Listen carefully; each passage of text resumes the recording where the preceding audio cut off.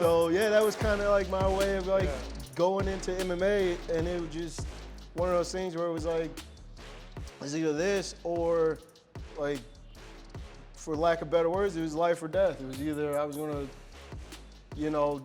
lose it and just kind of check myself out the game doing what I was doing, or I was gonna go in this direction and like regather myself and regroup, and I just kind of went that route. Come up to me and was like, hey man, you wanna like step in? It's an amateur fight, it's nothing, we'll toss you a few bucks and like step in for this fight.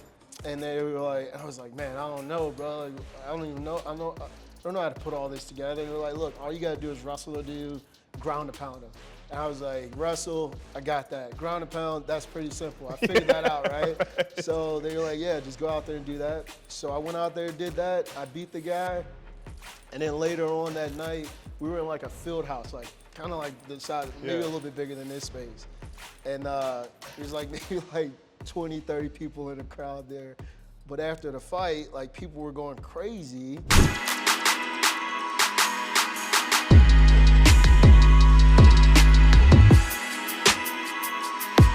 Hi, welcome to Top Team Talks. My name is Dr. C. I am here with two-time lightweight Bellator champion, former UFC fighter, head instructor for MMA at American Top Team Sandy Springs, and one of my dear friends, Will Brooks. Thank you so much for joining us. Of course, man. I think the coolest thing is that I'm sitting across from you right now, which is awesome. Just as someone with your kind of accolades and your ability, I've gotten to know you this past year, so I wanted our listeners to get to know you as well. Where are you from? Like, what brought you to Atlanta?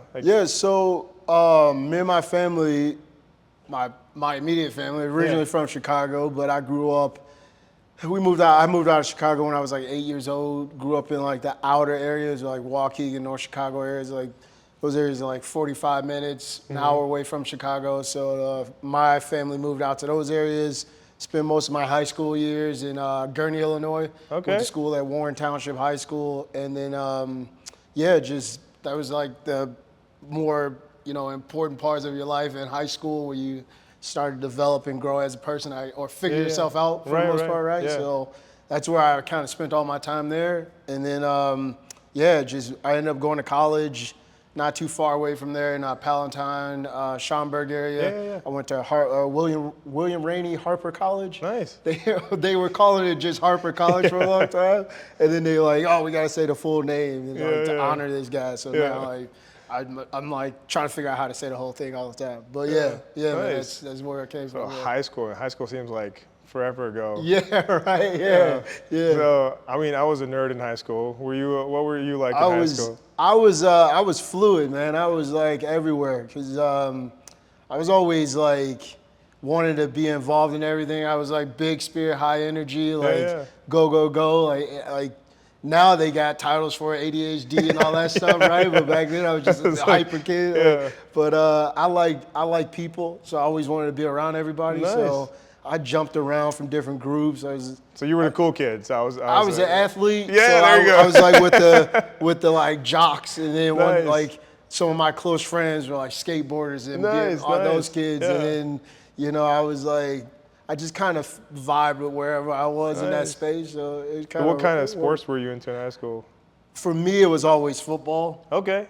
And then like wrestling was just kind of my backup. Just so like when wrestling or football season went out, I would wrestle because it kind of correlates. You know what I mean? So I like basketball, things like that. But for me, football was always my focus. So I wanted something that was going to translate to that. So like football was my main focus, but I popped around from everything. I ran track, I did cross country, I played basketball, I played baseball for a little bit. Like I just kind of bounced around and wanted to see what I was about, and just always took well to sports. But football was my main deal. So you talked about wrestling. I know you've taught me some wrestling in the moments that we've had to train together, but is that something that you kind of fell more into in college, or did you stick with it in high school more? Or? Yeah, I stuck with it with high school. I went to state my senior year. Wow. When I got into it, I wasn't ever like, oh, I know a lot about wrestling. I really enjoyed it. Like there's guys that have been wrestling since they're 3 or 4 years old that wasn't the case for me. I like dabbled here and there and just messed around with it. Still like took you to state though. Yeah, like middle school, messed around with it. And then when I got into high school, I was like, all right, well, like I said, like I didn't want to play basketball because I felt like everybody was doing that, and it again didn't correlate to playing football. So once I got into it in high school, I was like really like, all right, I really enjoy this. That like one-on-one, like me or you, kind of combative kind of nature of it. Followed on along with my aggressive personality when I was younger. So it was like the closest thing to being able to fight and not getting suspended from school. Yeah. So I did that. And my freshman and sophomore year, I wrestled. My junior year, I got kicked off the wrestling team. Oh, no. It came back my senior year and was able to compete and was able to go to state. And didn't do as good as I wanted to, but, it's life. It is what it is. Yeah. So what made you, or what kind of like ignited the fire that took you from like an all-around athlete in high school, going to college, and then switching over to mixed martial arts and combat sports?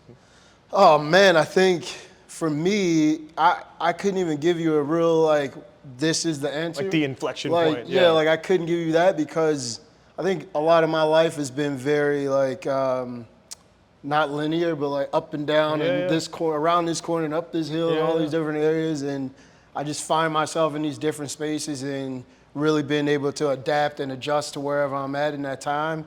And I guess being like having a competitive nature at heart, like any space you put me in, I'm going to come with that type of energy. Right. So I've kind of like vibed that way. But as far as like going from like high school to college and all that stuff, it was all driven off of football. Wanted to play football. I wanted to go to the pros and be a pro athlete in the NFL and do those things. And, life hits and, long stories happen and you have to make adjustments. And then for me in college, on my journey to try to play football in the pros and things like that, I had the stereotypical like knee injury, nothing serious where it really was a setback, but for me at a young kind of immature age and not really understanding the process of life, it really kind of drove me to a space of depression.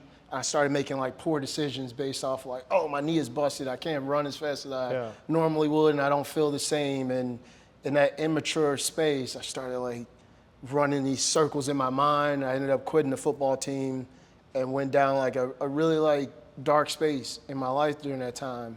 And was like, well, it's like a dream, right? You're focused on one thing for such a long period of time, and then something derails that focus, and then it just, if you don't have that guidance or that mentorship, it just takes you down that dark road. Yeah, for sure. And like I said, like you said, like I didn't really have that guidance.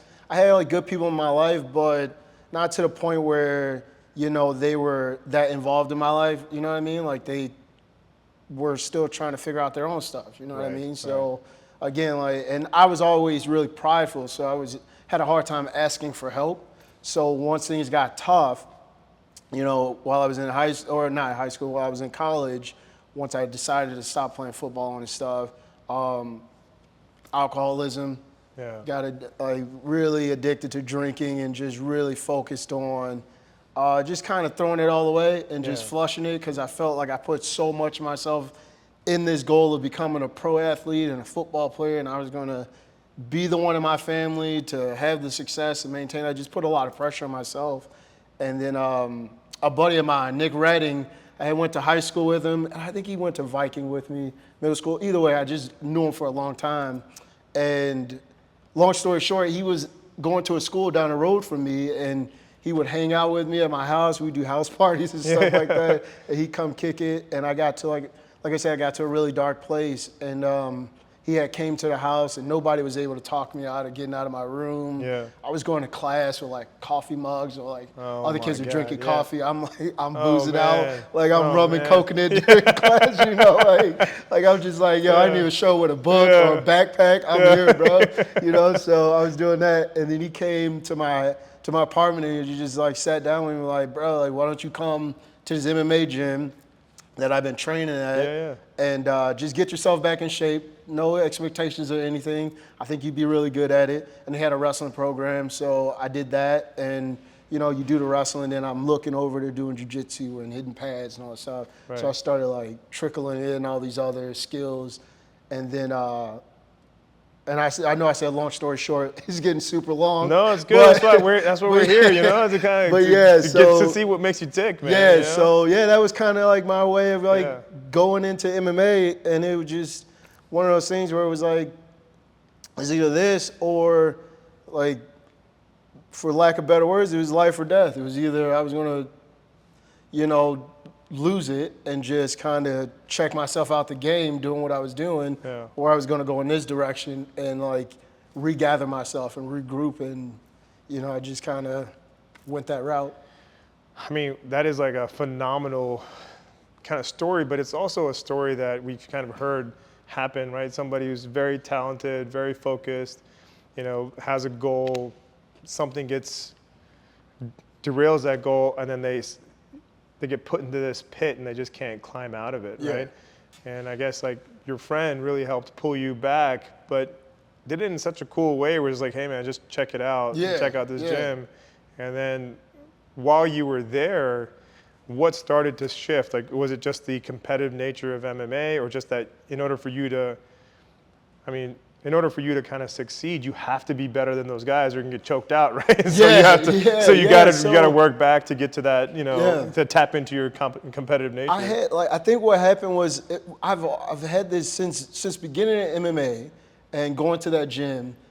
From day one, I've been around high level, like collegiate D1 wrestlers and guys who had tried out for the U.S. Olympics and things like that. So I was blessed with that from like the jump, or highly experienced athletes in MMA at that time, like Clay Guidas and things like that. And so, it was like I'm in this gym.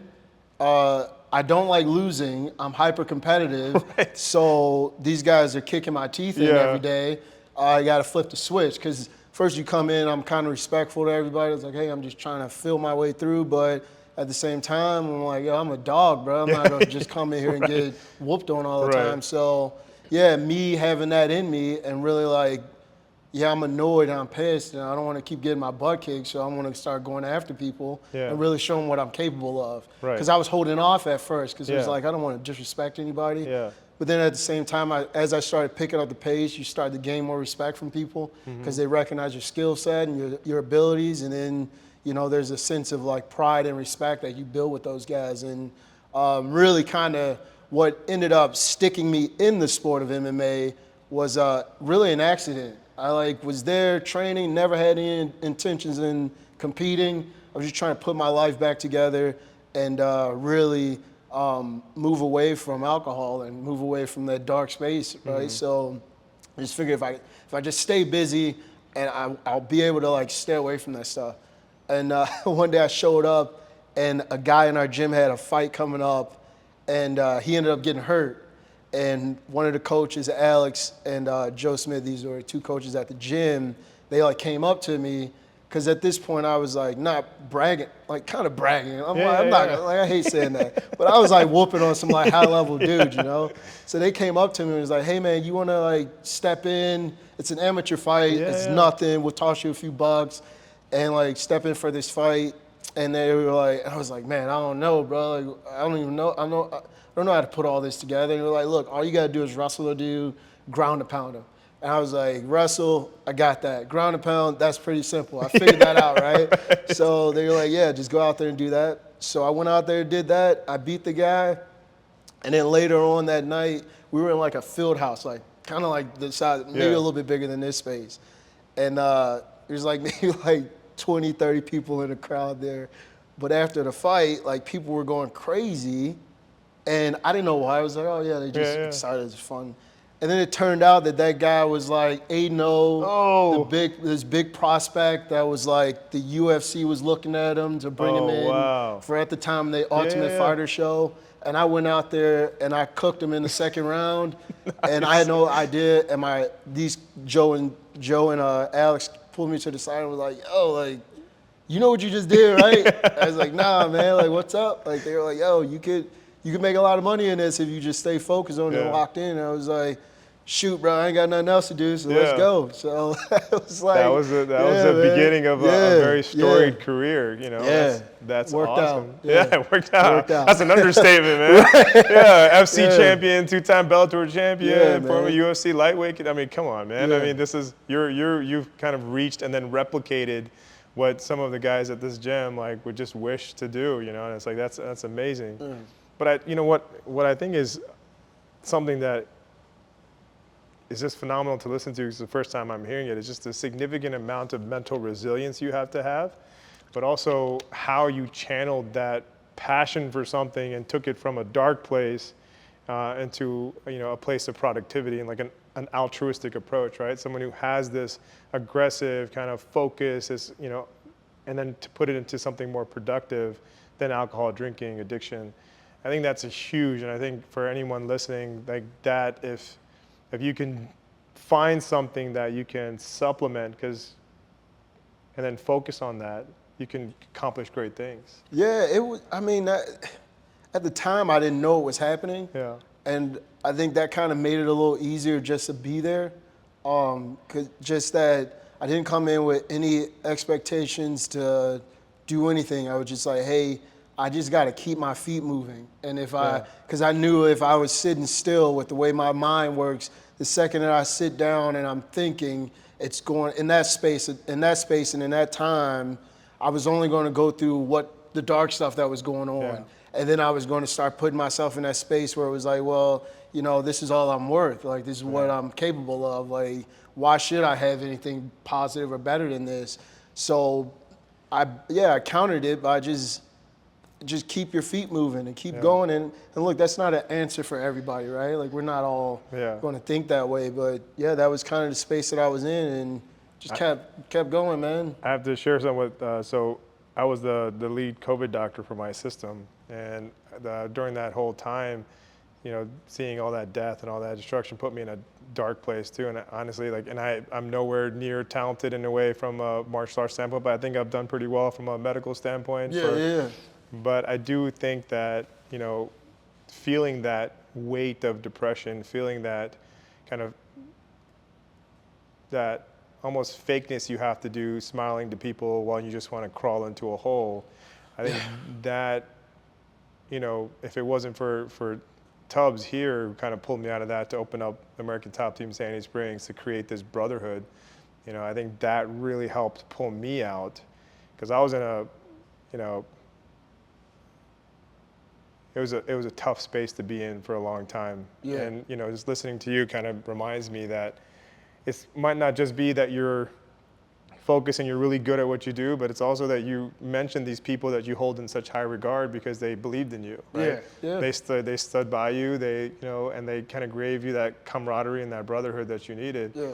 And I do think it's such a valuable asset to have, especially with MMA, combat sports, martial arts gyms, et cetera, to have that brotherhood and sisterhood to help bring you out of those places and show that you're not by yourself. Yeah.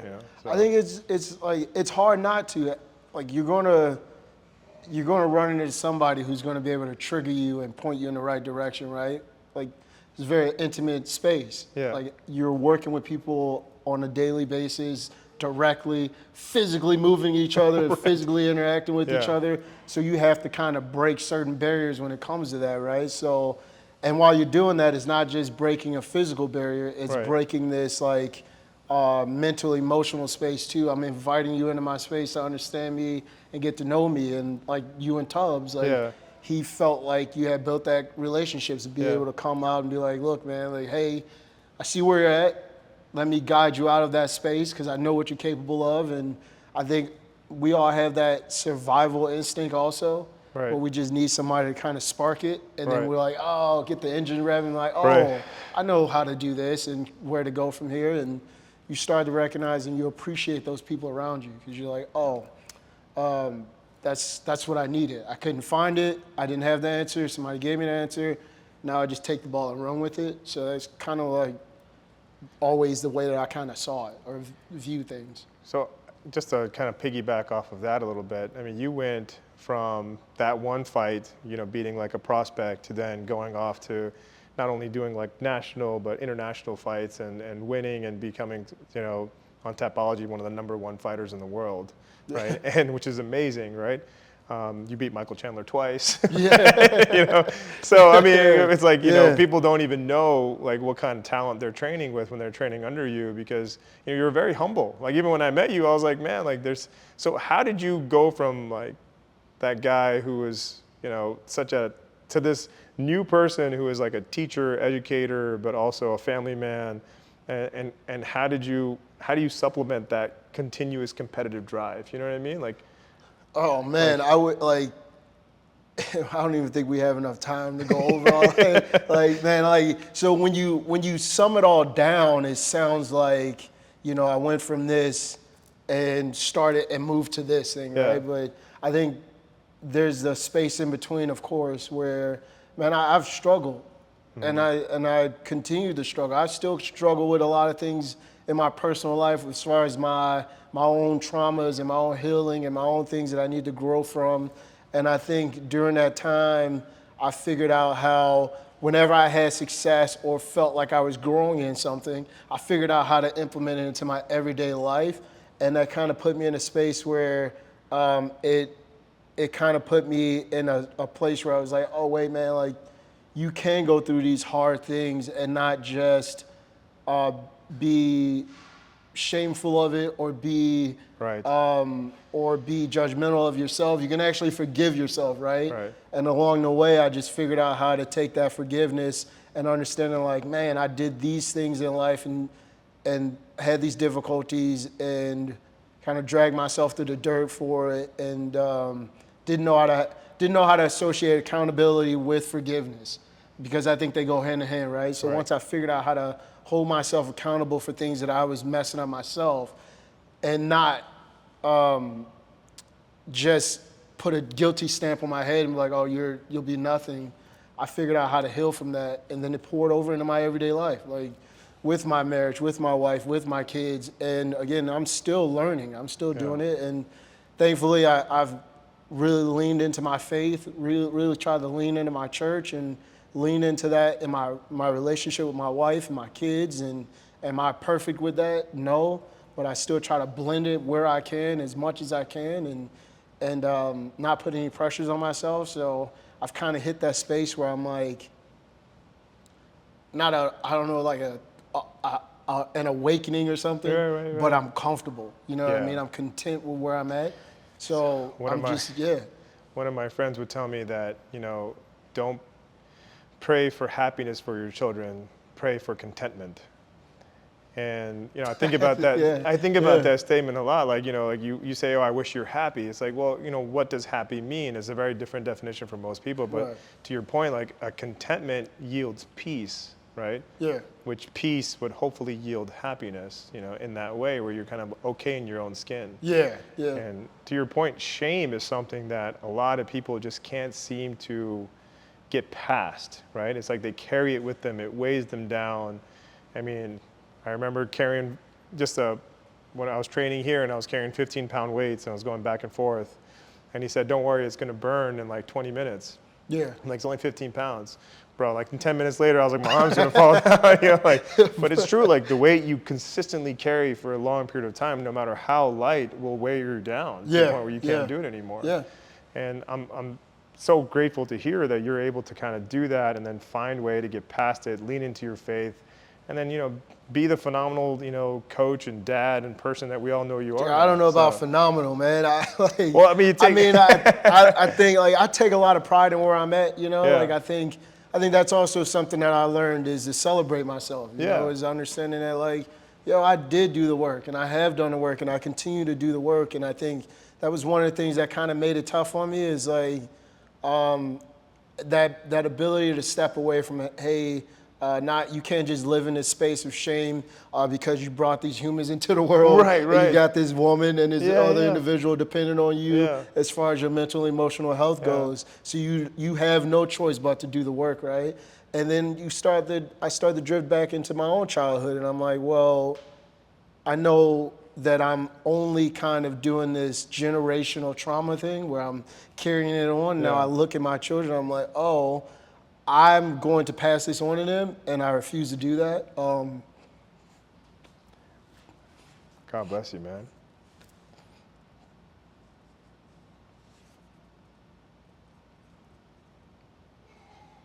Sorry.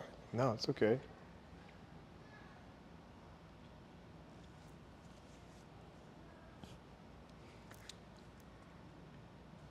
Yeah, I just, I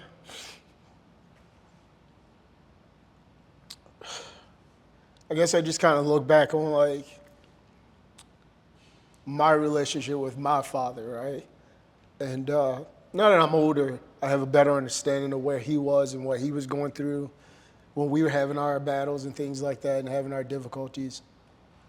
And I try to do the best I can to not, like at first it was like, oh, I'm going to parent my kids so I'm not like my dad. Right. Right? And it came from like a spiteful area, a very like selfish area, not a place of love, but a place of like hurt. And over time of healing,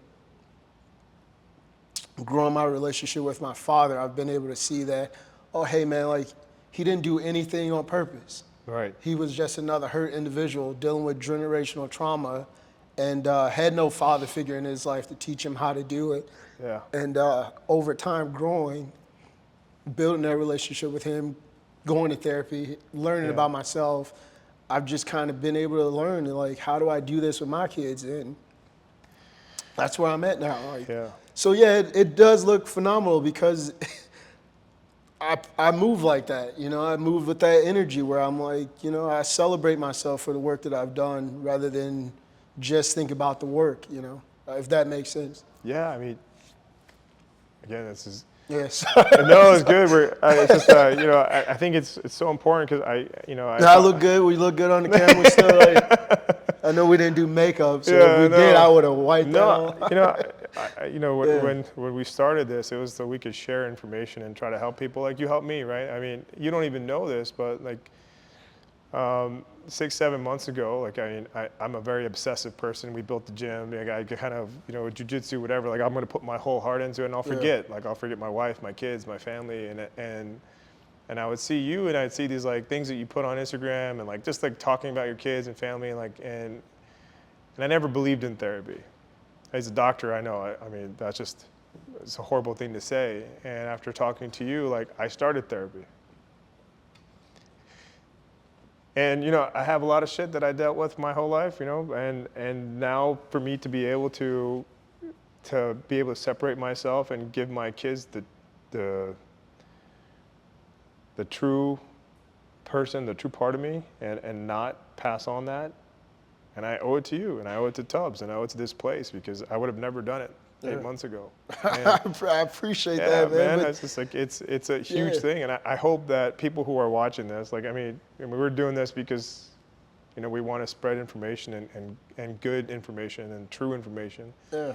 That, you know, it's not as taboo as it was before. It's important, you know. Yeah. And I think that's what mixed martial arts and martial arts period does or has done for me for the most part is that, man, you're in this space with all these people that come from these different backgrounds that may have gone through what you went through, right? So when that space where you come in the gym and I'm gonna block out everything out there, what's going on out there, and just come in here and just do this work, that can be a negative at some point, right? Because now you still got to leave that door, and you still got to pick up all that 15-pound weight and ride with it home and walk around your house with it, go to work with it, right? But if you could come in here and be open with the people that are sitting right next to you that just try to choke you, it'd be like, yo, like, how's your day going? And just honestly, man, it's tough today. Yeah. And I started noticing that you don't have to just be like, oh man, me and the wife, all this other stuff, right? But you could just say, man, it's a tough day. And then what I've noticed is people will be like, oh, well, what's going on? And you have that conversation with somebody who, again, just tried to choke you, just roughed you up, whatever. And they be like, yo, I just went through the same thing, or I'm going through the same thing. Or maybe they found an answer, right? And they're like, hey, maybe this answer may not work for you, but it worked for me. But here's this thing that I got for you, right? And I think being in a building like this, being in that very intimate setting where you're shoulder to shoulder. I've shared sweat with you. Yeah. I've shared blood and sweat Yeah. equity with you. Yeah. And now we branch off of that. And I think that's the beautiful thing about mixed martial arts and jiu-jitsu and all these, been in a space like this, you know? Well, that was a heavy one, and so we're gonna call that one for right now. So both Will and I could go punch some things. Right. Get my testosterone get it back up a little bit, you know. Had a testosterone dump. Gotta get myself right again. But please don't forget to like and subscribe. You know, we are going to be back with Will in a few. We're going to talk about some other cool topics. So thank you very much.